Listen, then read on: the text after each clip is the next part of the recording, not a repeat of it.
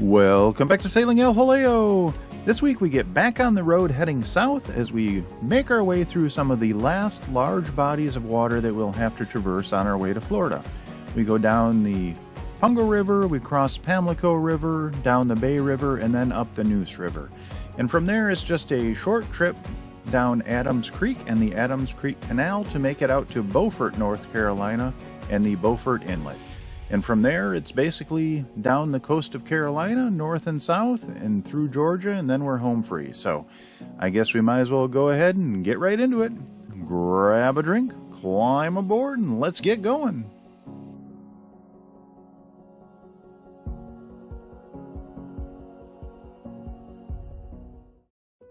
After spending a couple of wonderful days at Blackbeard's Cove visiting with Deb, it was time to get back on the road. There was some nasty wind and weather on the way, and we had a couple of day window to make it down to Adams Creek, which was a safe anchorage that we could make it to, and that would get us through a lot of the remaining large bodies of water that we had to cross on our way to Florida. As we left Pungo Creek and entered Pungo River, that being our last visit to Blackbeard's Cove that we can foresee, you know, it just it gave me some time to think about our journey so far. Ever since I quit work and left to go on this boat adventure, you know, we've been through a lot. And, you know, when I was talking, you know, it was great. Deb and I had a chance to sit down in her pub. It was some of her last days there as the owner, and you know, we each had a couple of beers and we just talked. And you know, I actually, if it hadn't been for Deb and Blackbeard's Cove being there on that first trip, you know, I probably wouldn't be boating right now. And if it hadn't been for her kindness and generosity and all the help that she gave me that first year, I probably wouldn't be where I'm at. And just in case, you know, just a quick recap in case some of you guys haven't, are new listeners or viewers or whatever. You know, that first year Matt was with, and then when we got to Great Bridge, Matt left to go do his own thing, 100% fine. But it was a bit of a tough time for me because the trip was turning out to be not what I had envisioned. It was December, it was cold, it really sucked, you know, just to be brutally honest. And now the crew was gone and I was on my own, which I was not anticipating. And I don't have extensive boating history. You know, I grew up on a lake. We had small rowboats, pontoons, that kind of stuff, but nothing like this. So it was all new. And then I got down to Alligator River. I made a stupid mistake and launched my raw water pumps, and that took a couple of days to fix. I was out of cell contact. I didn't have any support, so but I got through that.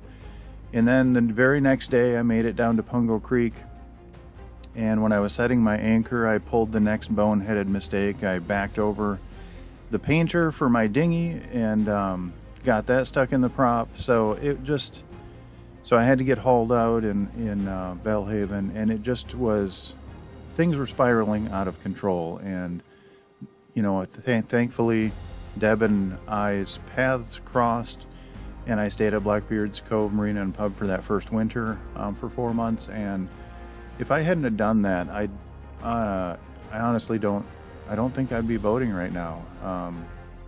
I think with the mindset that I had at that time, it just wouldn't have been good. And I think the issues would have kept compounding. That 4 months in Belhaven, you know, it allowed me some time to get some small projects done, but just to get comfortable with this new life and where we were at and just to mentally reset and say, yeah, you know, we can do this. So, I mean, it sounds stupid, but when you make this massive life change and things aren't going good, and I think I was real close to pulling the plug, and you know, in large part because of Deb and the Marina, I'm still here doing it. So thank you, Deb. Yeah, she's been a great friend to me, and I'll always enjoy visiting with her. The first day after leaving Pungo Creek, we made our way down the rest of Pungo River. From there, we crossed the Pamlico River and went into Goose Creek. And Goose Creek got us down to Gale Creek, where we anchored for the night.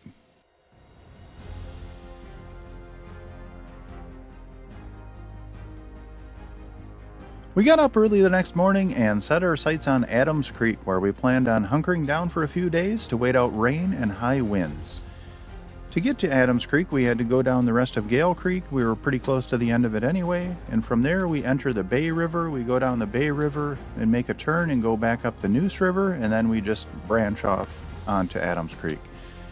And the Bay River and the Neuse River are the two last big bodies of water that we need to cross on our way to Florida. You know, up until this point, we're crossing major bodies of water: Chesapeake Bay, Albemarle Sound, Alligator River, you know, Pungo River, Pamlico River, Bay River, Neuse River.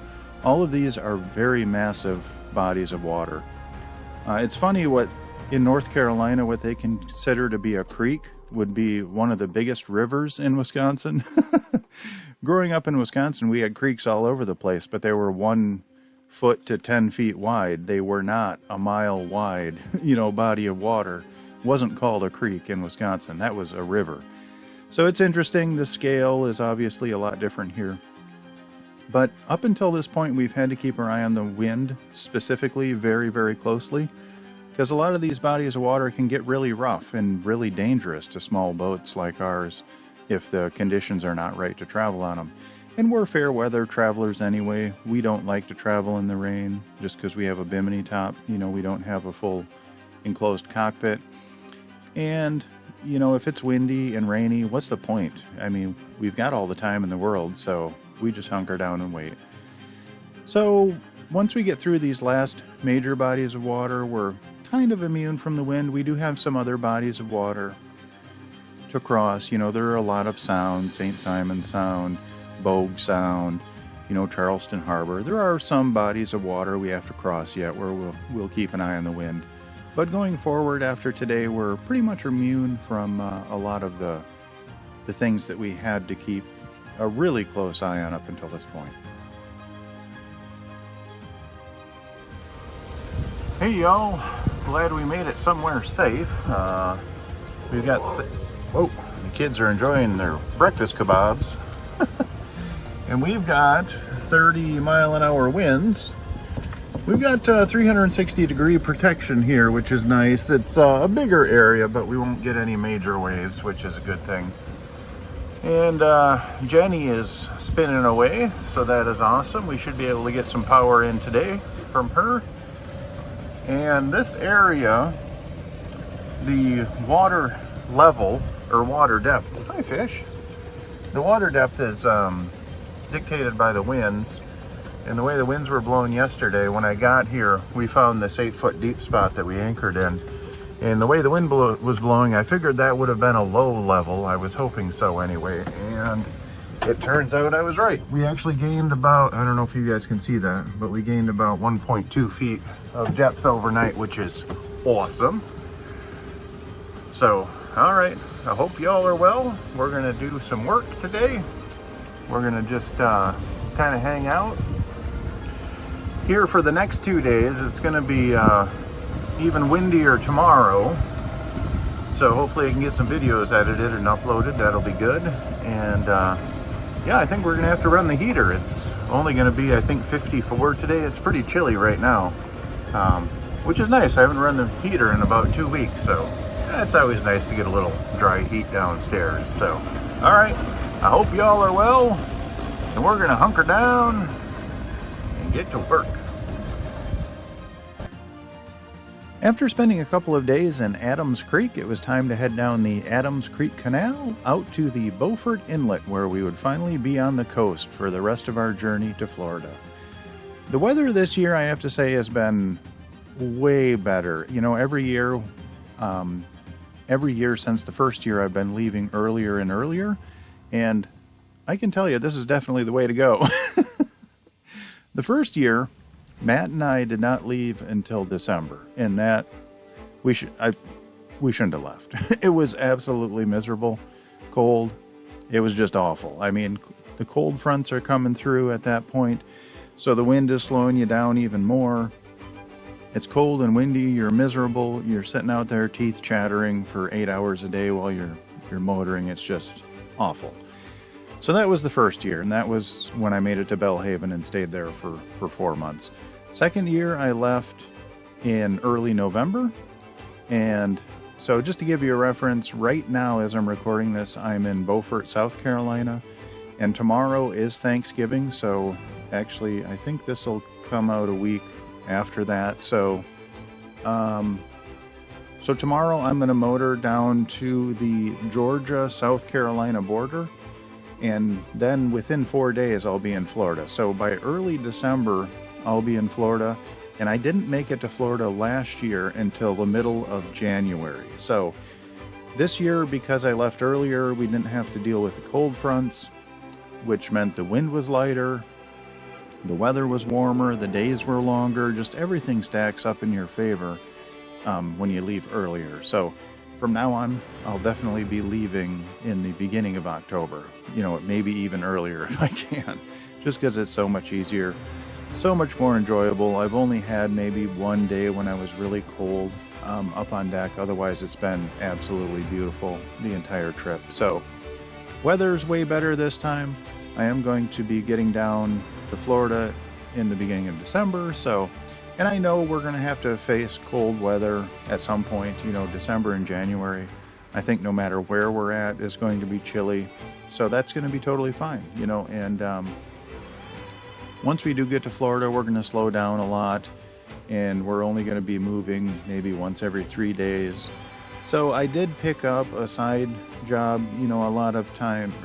A lot of you may know the financial situation. I am getting low on some cash. So the good thing about that is, so when I lost all of that money in the whole BlockFi debacle, so that's been working its way through the courts, and there are settlements. So I might get some money back out of that. Hopefully around 30% is the minimum that they hope to return to everyone. So 30% of what I lost is definitely better than not getting anything. So I'm going to get a chunk of change there. And I also have a job making training videos. So once I get to Florida, I'm going to start working in on that. I've got a contract to make 120 training videos, and that'll earn me some money as well. So that's going to be our primary focus this winter. I know it's not glamorous. We had hoped to make it to the Bahamas, but I'm looking at this as a long-term thing for me. I can't spend all of my money and make it, just try and get there for 1 year and then just be out of funds. I have to be really careful at this point with the money that I've got and try and stretch it as long as I can. So the plan is to go back. So I'm going to stay in Florida this winter, and I'm going to try and knock out all of those training videos so I have a chunk of change. I'm going to go back to Delaware for one more summer, and there are some things that I have to do to the boat. The bimini top has got to be fixed. It's basically falling apart at this point. So I'm going to build a hard dodger. I'm toying around with maybe doing it out of wood versus fiberglass, but actually the more I think about it, the wood might actually be harder. Maybe I can do it out of fiberglass with like some wood accents. I've seen some nice ones done that way, so I don't know. But there are a couple more things now that the electrical system on the boat is working well. There are some external things I have to do. The outside of the boat is blistered, so I have to fix all the blisters in the gel coat and repaint it. And I have to get that hard dodger built, or the bimini top, replace it with a hard dodger. And there are some other things. One of the sails on the front of the boat, I have to get that fixed. So there's just some things that I have to get taken care of before I even entertain leaving the country. Once I leave the country, I don't plan on coming back for quite a while. So as boring as it is, I know you guys have seen me go up and down the Intracoastal Waterway now a few times, and it's not anything groundbreaking, and it's not going to be for at least another year. So I apologize for that, but I'm trying to do what's right for the long-term health of our, sailing career. So that's where we're at. And that's all we have time for this week. If you do like our videos, please like, comment, and subscribe. That doesn't cost you anything, but it helps us out more than you'll ever know. I would like to give a massive shout out to my Patreon crew. Without your guys' support, I would not make these videos. And my Patreon crew is Joan and Juddy Judnick, Val and Chris Alcorn, Denise and Eli Sackett, Sherry Erickson, Deb Shaw, and Matthew Spahn. Thank you guys so very much. Your support really means the world to me. I do have one legacy patron member. Her name is Joan Lindbow. Unfortunately, she has passed on, but she will live on in our hearts forever. We miss you, Joan. If you are interested in joining our Patreon crew, there is a link in the description down below. That'll take you to our Patreon page where you can sign up. There are hundreds of bonus photos and videos behind the scenes. I try and post 2 or 3 times a week with live updates to let you know where I'm at and what's going on. Alrighty, I hope you all are well, and we'll see you next week.